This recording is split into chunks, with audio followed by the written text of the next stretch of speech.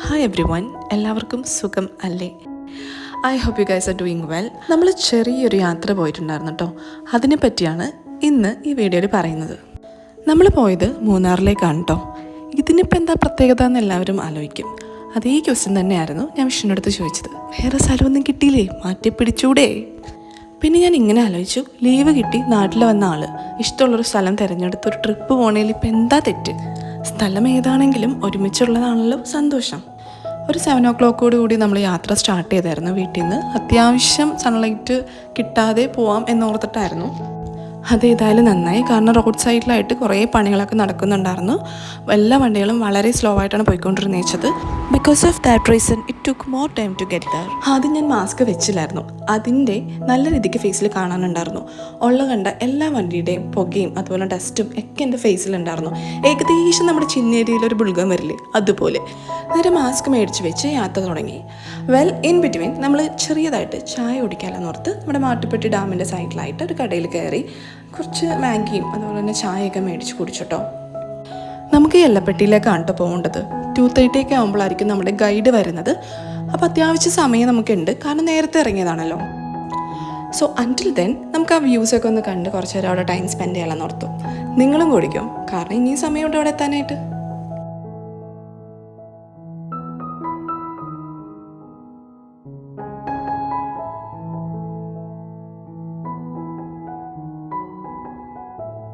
അങ്ങനെ കുറച്ച് സമയം അവിടെ കൊടുത്തിട്ട് നമ്മൾ എഗെയിൻ വണ്ടി എടുത്ത് യാത്രയായി. ഉച്ചസമയമായി തുടങ്ങി. അതുപോലെ തന്നെ വിശപ്പും സ്റ്റാർട്ട് ചെയ്തു. നമ്മൾ പോകുന്ന വഴിയിൽ നൂർഗിരി റിസോർട്ട് കണ്ടായിരുന്നു കേട്ടോ. അവിടെ നിന്നാണ് നമ്മൾ ലഞ്ച് കഴിച്ചത്.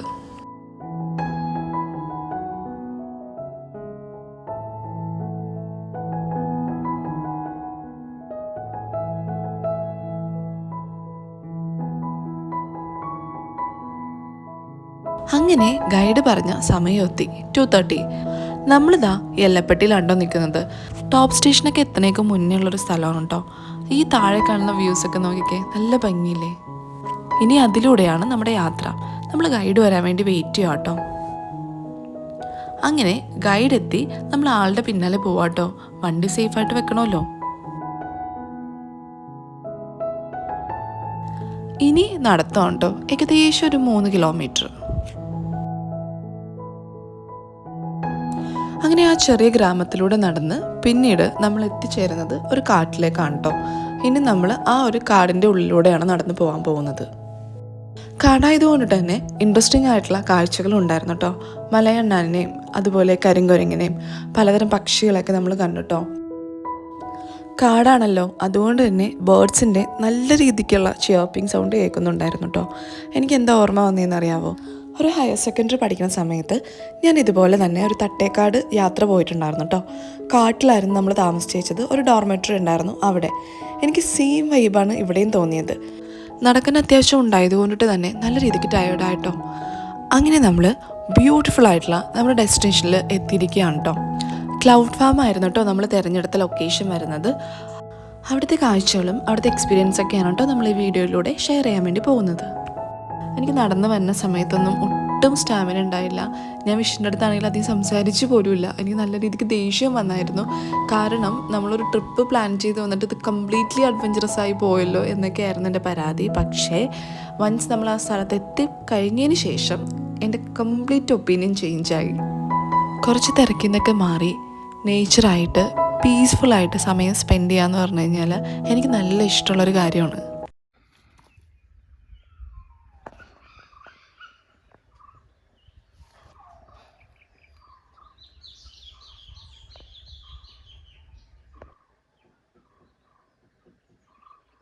ഇവിടെ നമ്മൾ സ്റ്റേ ചെയ്യുന്നത് ടെൻറ്റിലാണ് കേട്ടോ. ഏകദേശം 30 പേരോളം അവർക്ക് അക്കോമഡേറ്റ് ചെയ്യാൻ പറ്റുമെന്നാണ് പറയുന്നത്.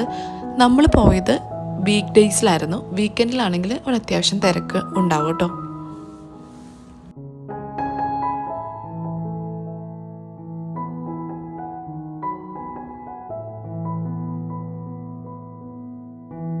നമ്മൾ പതിയെ ചായയൊക്കെ കുടിച്ചിട്ട് വെയിറ്റ് ചെയ്യാം കേട്ടോ. അടുത്തത് ഇനി സൺസെറ്റ് കാണാൻ വേണ്ടിയാണ് പോവേണ്ടത്. നമ്മുടെ കൂടെ തന്നെ ഒരു കപ്പിളും കൂടി ഉണ്ടായിരുന്നു കേട്ടോ. ഇവിടെയും കുറച്ച് നടത്തമുണ്ട് കേട്ടോ. എന്നാലും വലിയ പ്രശ്നമൊന്നുമില്ല, മാനേജ് ചെയ്യാം.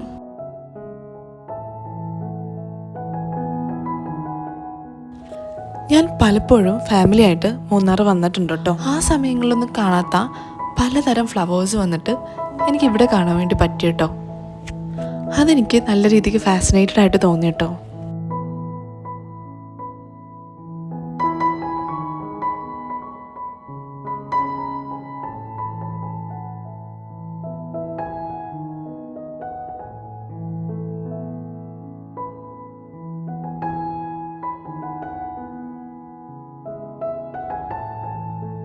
സൺസെറ്റ് വളരെ പീസ്ഫുള്ളായിരുന്നു, അട്ട കടിക്കുന്നത് വരെ. അട്ട കടിച്ചതിൽ വലിയ പ്രശ്നമൊന്നും എനിക്ക് തോന്നിയില്ല, പക്ഷേ ഞാൻ അട്ടേനെ അറിയാതെ തൊട്ടു. സത്യത്തിൽ തൊടുന്നതിൽ വലിയ പ്രശ്നമില്ലായിരിക്കാം, but at that moment I was നമ്പ്.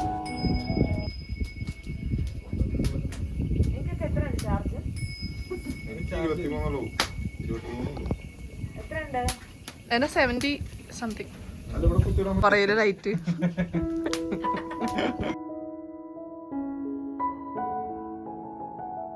ഇതാണ് കേട്ടോ ഞാൻ പറഞ്ഞ കപ്പിൾ. ഇവരുണ്ടായതുകൊണ്ട് തന്നെ ഞങ്ങൾ കുറച്ച് കംഫർട്ടബിൾ ആയിരുന്നു.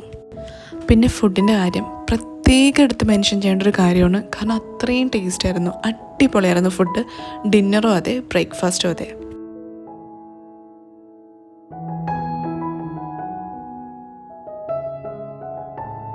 ഇനി നമുക്ക് നേരത്തെ ഉറങ്ങണം, കാരണം സൺറൈസ് കാണാൻ വേണ്ടി പോകേണ്ടതാണ്. ഒരു 5:30 ആകുമ്പോഴെങ്കിലും എഴുന്നേക്കണം. ഇങ്ങനെയൊക്കെ ആഗ്രഹിച്ചിട്ടാണ് ഞാൻ പോയെങ്കിൽ പോലും കുറച്ച് ക്ലോസ്ട്രോഫോബിയുടെ ഇഷ്യൂ ഉള്ളത് കൊണ്ടിട്ടാണോ എന്നറിയില്ല, I was in really comfortable in tent. ഒപ്പം കുറച്ച് ആനിമൽസിൻ്റെ സൗണ്ടൊക്കെ കേട്ടാൽ എങ്ങനെ ഉണ്ടാവും, സൂപ്പർ അല്ലേ? അങ്ങനെ ആ താരാട്ട് പാട്ടൊക്കെ കേട്ട് വിഷ്ണു നല്ല രീതിക്ക് കിടന്നുറങ്ങി. ഉറങ്ങാത്ത ആൾക്ക് അലാമിൻ്റെ ആവശ്യമില്ല. ഞാൻ പതിയെ എഴുന്നേറ്റ് ഫേസൊക്കെ വാഷ് ചെയ്തു. ഒരു 5:45 ആയപ്പോഴേക്കും എല്ലാവരും കൂടി ചെറിയൊരു ചായ കൂടി കഴിഞ്ഞിട്ട് സൺറൈസ് കാണാൻ വേണ്ടി പോവുകയാണ്.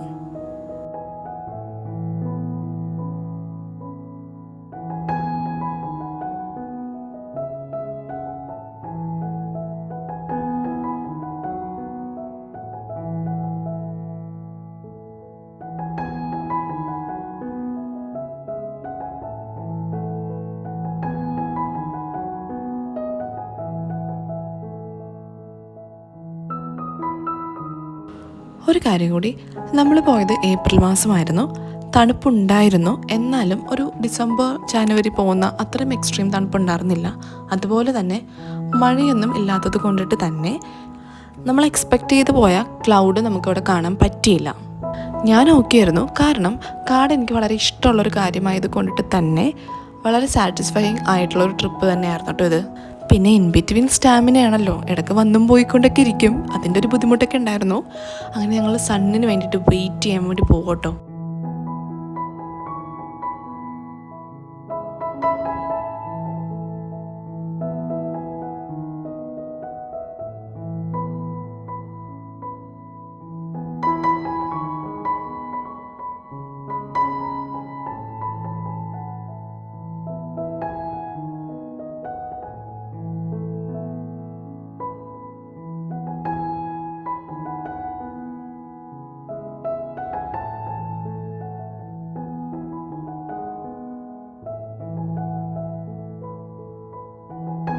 അങ്ങനെ നല്ലൊരു സൺറൈസ് കണ്ടു, മൈൻഡൊക്കെ ഒന്ന് കാമായി പീസ്ഫുള്ളായിട്ട് ഹാപ്പി ആയിട്ട് ഞങ്ങളവിടെ മലയിൽ നിന്ന് താഴത്തേക്ക് ഇറങ്ങി കേട്ടോ.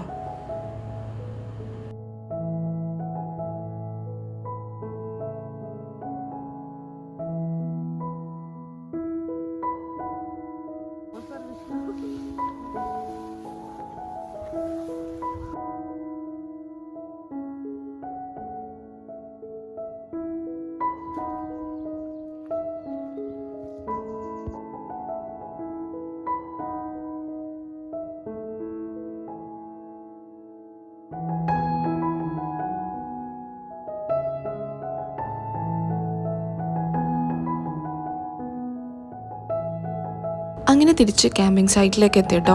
ഇനി അടുത്തത് ബ്രേക്ക്ഫാസ്റ്റ് ആണ്.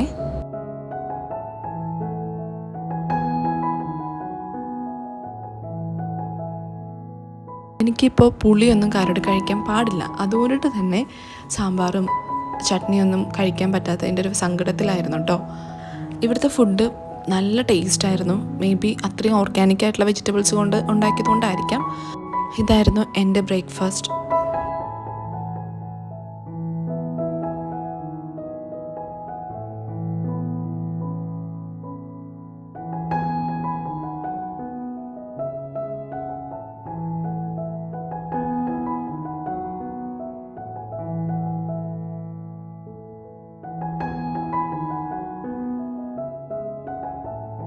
ഒരു 11:30-12 വരെ അവിടെ നമുക്ക് തുടരാൻ പറ്റുമെന്നാണ് എൻ്റെ ഒരു ഓർമ്മ.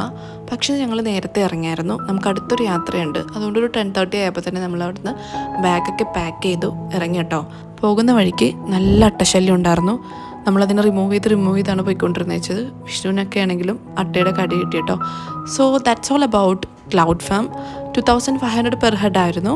നല്ല രീതിക്ക് നടക്കാനുണ്ട്. കാടിനോടൊക്കെ ഇഷ്ടമുള്ളവർക്കാണെങ്കിൽ തീർച്ചയായിട്ടും വരേണ്ട ഒരു സ്ഥലമാണ് കേട്ടോ. മൂന്നാർ വരെ വന്നതാണല്ലോ, അപ്പോൾ കുറച്ച് തേയില മേടിച്ചിട്ട് വീട്ടിലേക്ക് പോകാമെന്ന് ഓർത്തു കേട്ടോ. ഈ ഒരു മാംഗോ ഫ്ലേവർ ടീ അടിപൊളിയായിരുന്നു കേട്ടോ, നല്ല ടേസ്റ്റ് ഉണ്ടായിരുന്നു.